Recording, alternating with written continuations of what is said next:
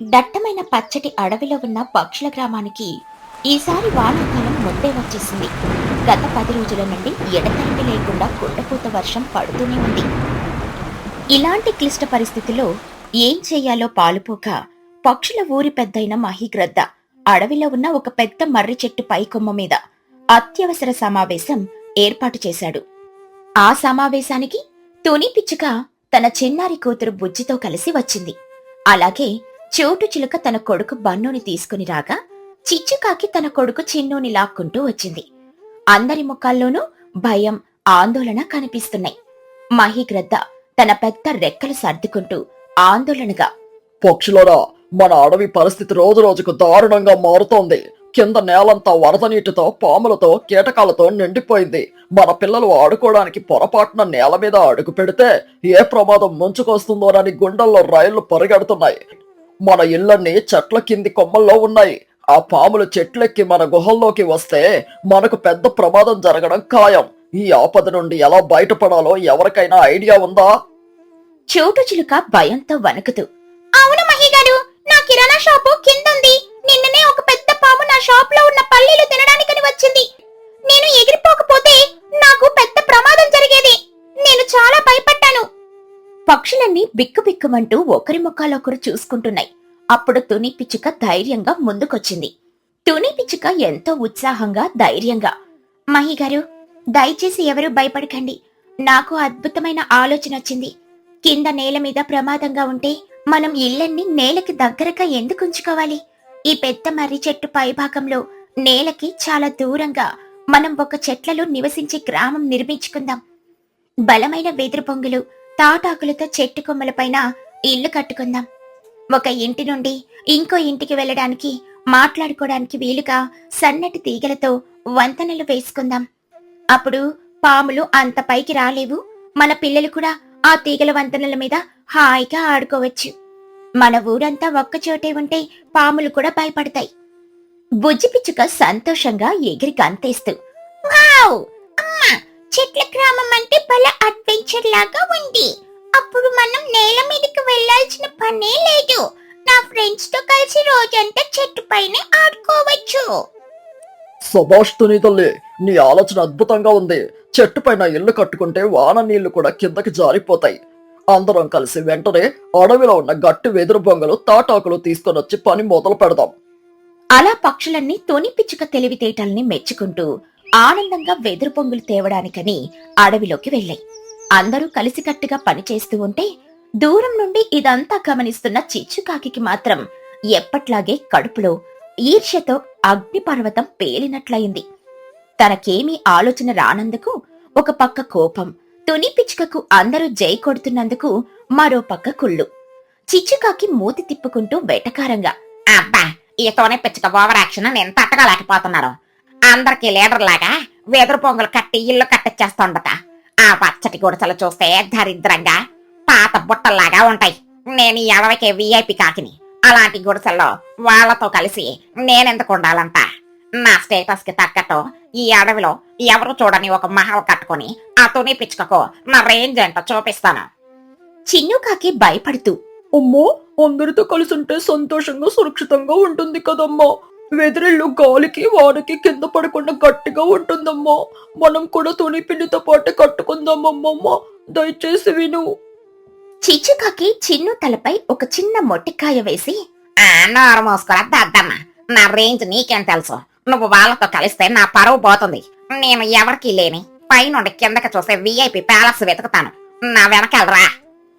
అలా అనుకుంటూ చిచ్చుకాకి అడవిలో ఎగురుతూ ఇల్లు కట్టుకోవడానికి ఫ్రీగా దొరికే వస్తువుల కోసం వెతుకుతూ ఉండగా ఒక పెద్ద మామిడి చెట్టు పైకొమ్మల మధ్య ఇరుక్కుపోయిన ఒక పెద్ద రంగురంగుల మనుషుల గొడుగు ఆమె కంటపడింది.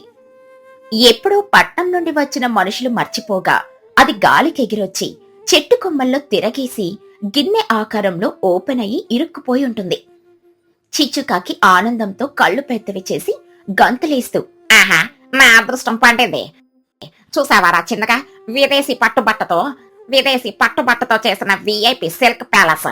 దీన్ని తిరగేసింది కాబట్టి లోపల బోలెడంత స్థలం ఉంది. ఇది చూడటానికి ఒక పెద్ద రాజుగారి కిరీటం లాగా ఉంది. కింద ఆ తుని పిచ్చుక కట్టే వెదురు గుడిసెలో మా సిల్క్ గొడుగు ప్యాలెస్ ముందు బలాదూరే. ఇదే మన కొత్త ఇల్లు. చిన్నుకాకి అనుమానంగా చూస్తూ, అమ్మో, గొడుగుని వర్షం నుండి రక్షించుకోవడానికి పైన కప్పుకుంటారు, కానీ ఇది గిన్నెలాగా తిరిగేస్తుంది కదమ్మా, వానొస్తే ఇందులో నీళ్లు నిండిపోతాయి కదా. నీకు బుర్రలేదురా బాబు, ఇది వాటర్ ప్రూఫ్ క్లాత్. అయినా నేను దీనిపైన ఒక చిన్న ఆకు కప్పుతానులే. ముందు లోపల కొన్ని మెత్తటి ఆకులు వేసి దీనిని నా లగ్జరీ ఇల్లుగా మారుస్తాను చూడు. అప్పుడు చూడు నా రాజసం ఎలా ఉంటుందో. చిచ్చుకాకి ఆ గొడుగు లోపల మెత్తటి ఆకులు వేసి గర్వంగా దాన్ని తన ఇల్లుగా మార్చుకుంది. సాయంత్రం వాతావరణం బాగా చల్లబడింది.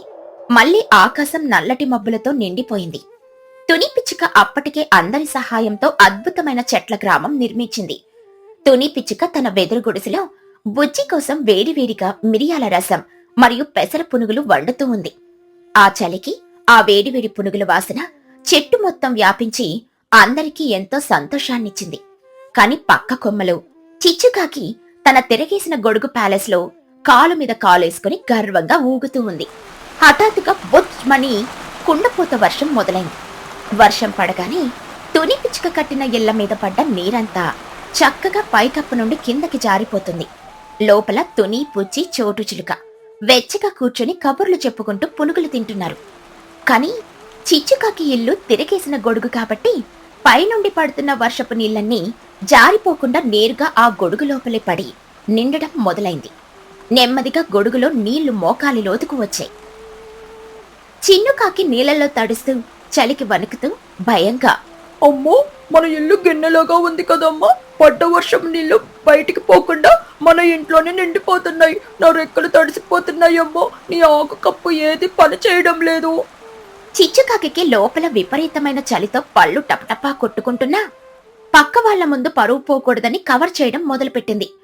పక్క కొమ్మలో ఉన్న చోటు చిలుక ఈ దృశ్యాన్ని చూసింది. చోటు చిలుక ఆశ్చర్యంగా, ఏంటి చిచ్చు, నీ విదేశీ ప్యాలెస్ లో ఏకంగా నీళ్లు నిండిపోతున్నట్లున్నాయి, నీ గొడుగు రివర్స్ లో ఉంది కదా, ముందు బయటకొచ్చేయి, మునిగిపోతావు.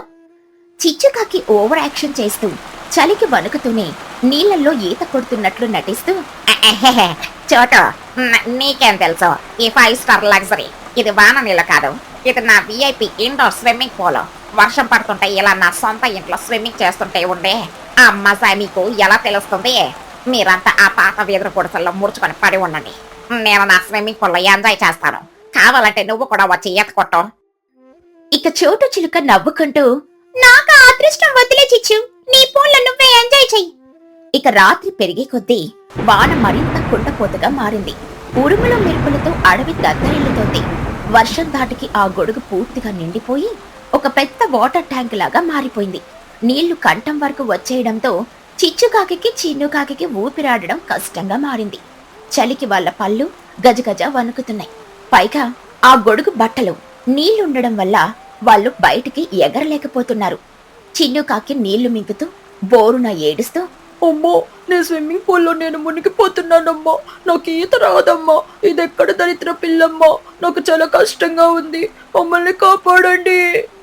చిచ్చుకాకి కంగారుగా నీళ్లలో కొట్టుకుంటూ నోట్లోకి నీళ్లు వెళ్తుంటే ఉమ్మేస్తూ, బాబాయ్, వాన ఆగట్లేదంటే నా స్విమ్మింగ్ పూల్ ఓవర్ఫ్లో అయిపోతుంది. నేను కూడా మునిగిపోతున్నాను చిన్న, నా రెక్కలు బరువెక్కిపోయాయి, నేను ఎగరలేకపోతున్నాను. గొడుగు నిండా నీళ్లు నిండిపోవడంతో ఆ గొడుగును పట్టుకుని ఉన్న కొమ్మకు బరువెక్కువై క్రాక్ క్రాక్ మని విరగడం మొదలైంది. చిచ్చుకాకి పైకి చూసి గట్టిగా అరుస్తూ, వామో, కొమ్మ విరిగిపోతుంది, నా సిల్క్ ప్యాలెస్ కింద పడిపోతుంది, ఎవరైనా రక్షించండి, నా స్విమ్మింగ్ పూల్ నాకు పెద్ద ప్రమాదం తెచ్చేలా ఉంది.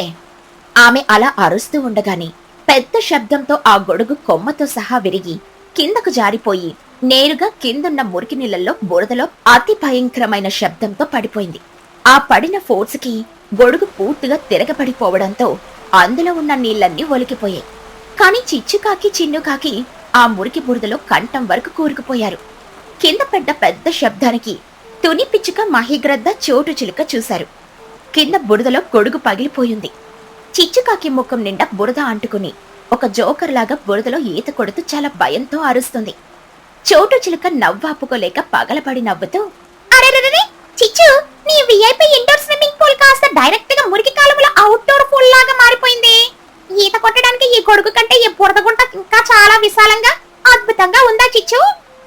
చిచ్చుకాకి అవమానంతో తల ఎక్కడ పెట్టుకోవాలో అర్థం కాలేదు. కాని తుని పిచ్చుకకు వాళ్ళని ఆ బురదలో చలిలో వణుకుతూ అలా చూసి బాధేసింది. పక్కవాళ్లు ఎంత కీడు చేసినా ఆపదలో ఉన్నప్పుడు సాయం చేయడమే మంచి మనసు లక్షణమని ఆమె నమ్మింది.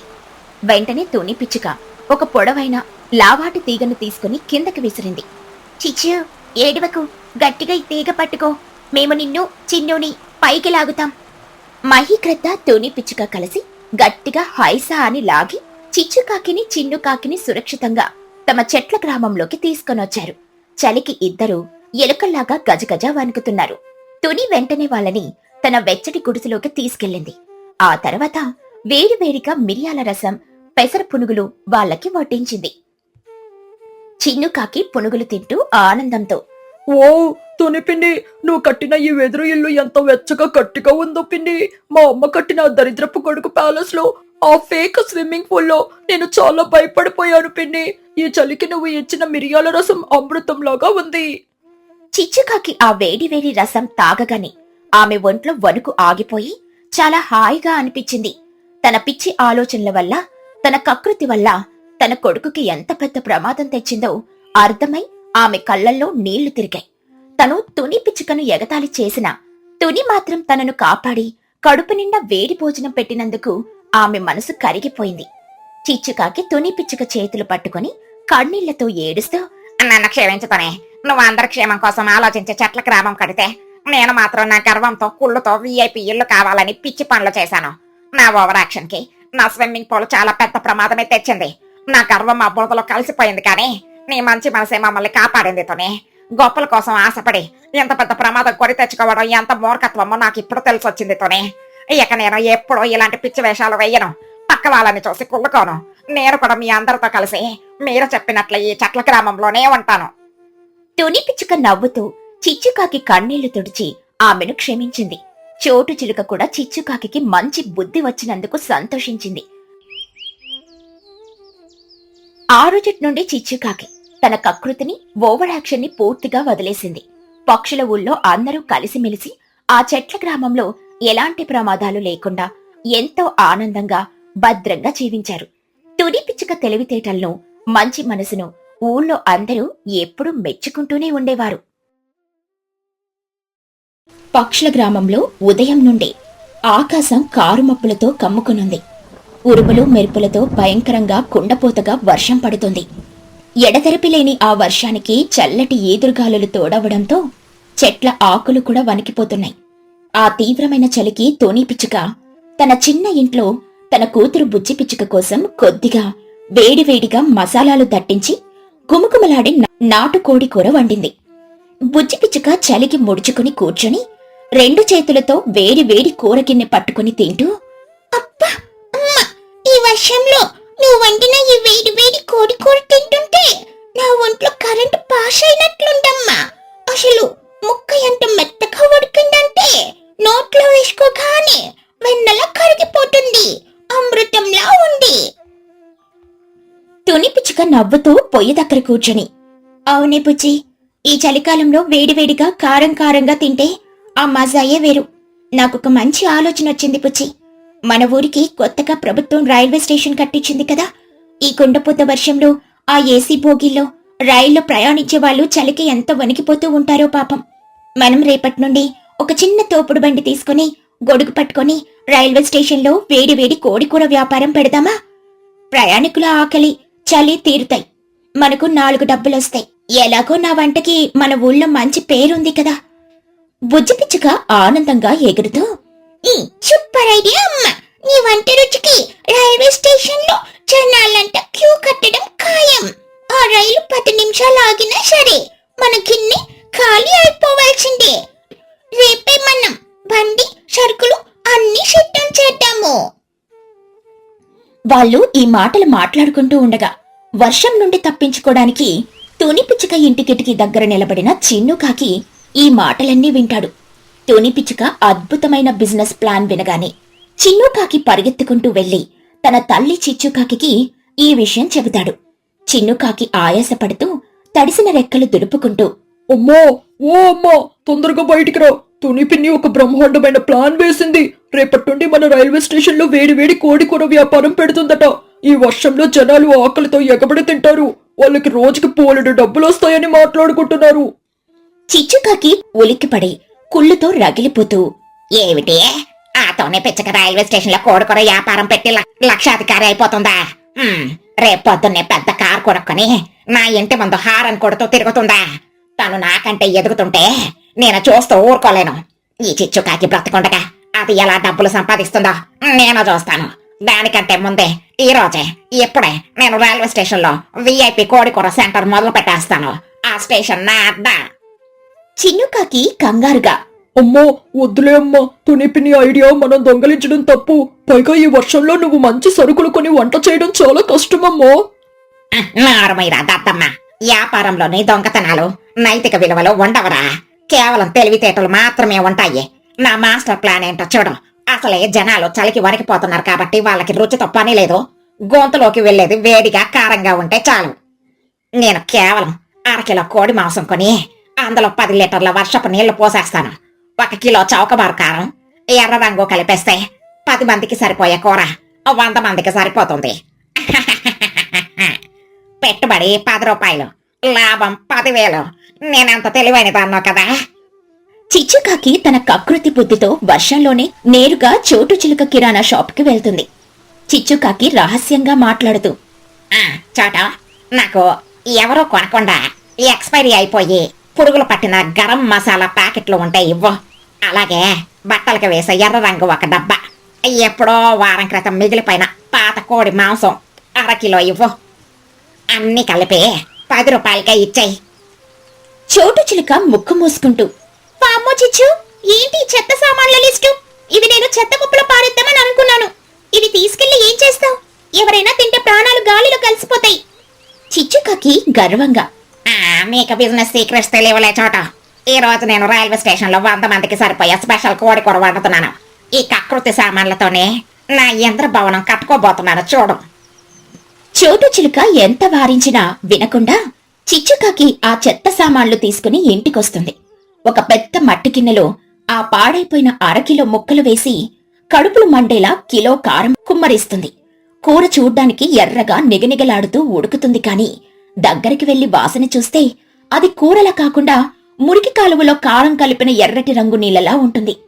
మధ్యాహ్నం 2 గంటలకు పక్షి ఎక్స్ప్రెస్ రైలొచ్చే సమయానికి చిచ్చుకాకి స్టేషన్లో ప్లాట్ఫారం మీద ఒక పెద్ద గొడుగు పెట్టుకుని చిచ్చు VIP కోడికూర అని ఒక రాసి బోర్డు పెడుతుంది. ఇటుపక్క తుని పిచ్చుక ఇంకా ఇంట్లోనే ఉండి రేపటి వ్యాపారం గురించి సరుకులు ఎలా తేవాలో ప్లాన్ చేసుకుంటూ ఉంటుంది. కాని చిచ్చుకాకి అప్పటికే స్టేషన్లో తన దొంగ వంటతో ఎంట్రీ ఇచ్చేసింది. హూ చుక్ చుక్ చుక్ పుస్ అంటూ పెద్ద శబ్దంతో రైలొచ్చి ప్లాట్ఫారం మీద ఆగుతుంది. అందులో నుండి ఊరి సర్పంచ్ మహీగ్రద్ద, అందగత్తె లూసీ పౌరం చలికి తీవ్రంగా వణుకుతూ కిందకి దిగుతారు. వాళ్ళకి చలికి పళ్ళు టపటపా కొట్టుకుంటూ ఉంటాయి. చిచ్చుకాకి గట్టిగా అరుస్తూ, రండి ఎక్స్ప్రెస్ ప్రయాణికులకు సూపర్ సూపర్ ఎక్స్ప్రెస్ వేడి వేడి కోడికూర, వర్షంలో చలిని తరిమి కొట్టే స్పైసీ చికెన్. రైలు 10 నిమిషాలే ఆగుతుంది, తొందరగా రండి. ప్లేట్ కేవలం 100 రూపాయలే. రండి బాబాయ్ రండి. లూసీ పౌరం చలికి వణుకుతూ తన రెక్కలు రుద్దుకుంటూ, అమ్మో, ఈ వర్షంలో ఏసీ బోగిలో ప్రయాణించి నా రెక్కలు గడ్డకట్టుకుపోయాయి. ఏంటి చిచ్చు, కోడికూర అమ్ముతున్నావా? చూస్తుంటే కూర బాగా మరుగుతోంది. తొందరగా ఒక ప్లేట్ ఇవ్వు, ప్రాణం పోయేలా ఉంది. నాకు కూడా ఒక ప్లేట్ ఇవ్వు చిచ్చు. కూర చూస్తుంటే చాలా ఎర్రగా ఘాటుగా ఉంది. ఆకలి నా పేగులను దంచేస్తుంది. ముందు నాకే వెయ్యి. చిచ్చుకాకి తన ప్లాన్ వర్కౌట్ అవుతున్నందుకు మనసులో మురిసిపోతూ ఆ ఎర్రటి నీళ్ల కూరను వాళ్ళ ప్లేట్లలో పోస్తుంది. ముక్కలు ఎవరికీ రాకుండా కేవలం ఆ కారం రంగు నీళ్లను మాత్రమే ఎక్కువగా పోస్తుంది. మహీగ్రద్ద ఎంతో ఆశగా ఒక ముద్ద నోట్లో పెట్టుకుని నమలలేక ఆగిపోయి చూస్తూ, ఏంటే చిచ్చు ఇది? నేను కోడి కూర అడిగాను, కాని నువ్వు కోడి స్నానం చేసిన నీళ్ళిచ్చావేమిటి? ఇందులో ఒక్క ముక్క కూడా లేదు, అంతా నీళ్లే ఉన్నాయి. పైగా ఈ నీళ్లకి ఏవో పురుగులు కూడా తేలుతున్నాయి. లూసీ పౌరం ఆకలితో గబుక్కున కూర తాగి భయంకరంగా అరుస్తూ, అమ్మో వామ్మో, నా గొంతు మండిపోతుంది. నా నాలుక మీద ఎవరో నిప్పులు పోశారు. ఇది కోడి కూర లేక యాసిడా? ఏం పోసావు చిచ్చు? నా కడుపులో బాంబులు పేలుతున్నాయి. నేను ఫైర్ డ్రాగన్ లాగా మారిపోయి నోట్ల నుండి మంటలు వచ్చేస్తున్నాయి బాబోయ్. అసలు ఇందులో ఉప్పు లేదు, కేవలం కారం, బట్టల రంగు మాత్రమే ఉన్నాయి. మహిగ్రద్ద ప్లేట్ కింద పడేసి కోపంతో రగిలిపోతూ, అవును, ఈ ఒక్క ముక్క కూడా కుళ్ళిపోయిన వాసన వస్తుంది. ఇది 10 రోజుల క్రితం చచ్చిపోయిన కోడిలా ఉంది. ఎక్స్పైరీ అయిపోయిన వస్తువులతో వండావా ఏమిటి? వ్యాపారం పేరుతో మా ప్రాణాలు తీస్తావా చిచ్చు? నీ కకృతి బుద్ధి ఎప్పటికీ మారదా? చిచ్చుకాకి కంగారుగా వణుకుతూ కవర్ చేస్తూ, అదేం లేదు, వర్షం పడుతుంది కదా అని చైనా వాళ్ళ స్టైల్లో చికెన్ సూప్ లాగా చేశాను. కారం ఎక్కువ ఉంటే చలి పారిపోతుందని అలా వండాను. అసలైన ముక్కలు అడుగును వండిపోయాయి. ఇప్పుడే గరిటితో తీసి ఇస్తాను చూడండి. సరిగ్గా అదే సమయంలో వాతావరణం మరింత భయంకరంగా మారుతుంది. గాలి తీవ్రత ఒక్కసారిగా పెరుగుతుంది. జుయి జుయిమని భయంకరమైన ఈదురుగాలి వీస్తుంది. ఆ గాలి దెబ్బకి చిచ్చుకాకి పెట్టుకున్న పెద్ద గొడుగు పటాపంచలై రివ్వున గాలిలోకి ఎగిరిపోయి ఎటో వెళ్లి పడుతుంది. బాబాయ్, నా గొడుగు, నా కొత్త గొడుగు ఎగిరిపోయింది. గొడుగు ఎగిరిపోగానే ఆకాశం నుండి పడుతున్న కుండపోత వర్షం నేరుగా చిచ్చుకాకి పెట్టుకున్న కోడికూర మట్టిగిన్నెలో పడుతుంది. చిచ్చుకాకి పెట్టిన 10 రూపాయల పెట్టుబడి, ప్రయాణికుల దగ్గర వసూలు చేసిన 300 రూపాయలు అన్నీ కళ్ల ముందే ఆ వర్షపు బురద నీళ్లలో కొట్టుకుపోతాయి. లూసీ పౌరం కడుపు మంటతో ఉన్నా నవ్వుతూ, చూసావా చిచ్చు, నువ్వు 10 రూపాయల చెత్త వస్తువులతో వండి మమ్మల్ని మోసం చేద్దామనుకున్నావు. కాని వరుణదేవుడు నీకు తగిన శాస్తి చేశాడు. నీ చెత్త కూరంతా పారిపోయింది. నీకు ఇది కరెక్ట్ గా సరిపోయింది.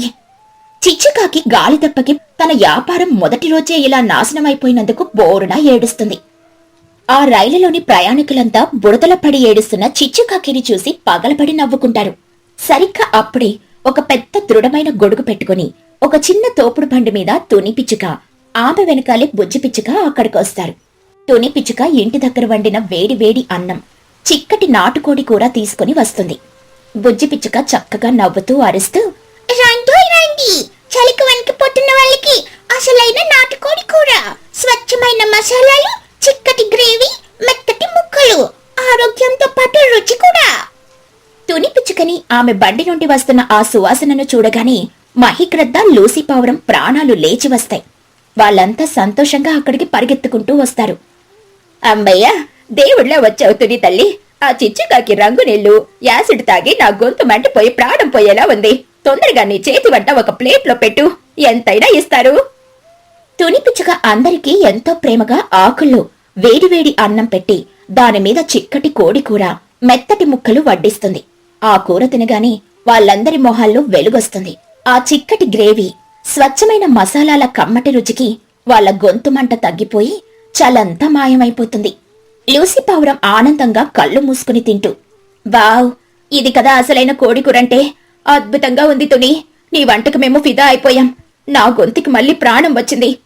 ప్రయాణికులంతా తుని పిచ్చుక బండి చుట్టూ చేరి ఆమె వంటను మెచ్చుకుంటూ డబ్బులిచ్చి మరీ సంతోషంగా తింటారు. తుని పిచ్చుక వ్యాపారం మొదటి రోజే సూపర్ హిట్ అవుతుంది. ఇదంతా బురదలో కూర్చుని చూస్తున్న చిచ్చుకాకి కడుపు మండిపోతుంది.